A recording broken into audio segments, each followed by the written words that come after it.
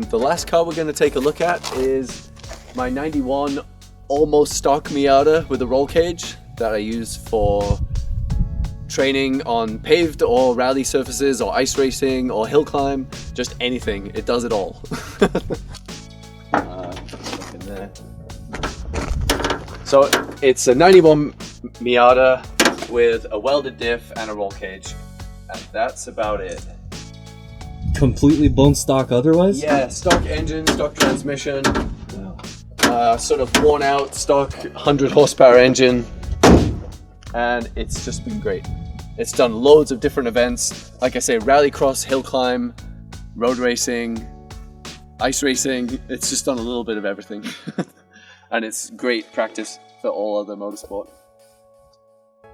This poor car has been bounced off the rev limiter for, I think, 9 years now of different events and occasional jumps and quite a few crashes into ditches, and it's still going strong. Nice. If you're new to motorsport, buy a Miata.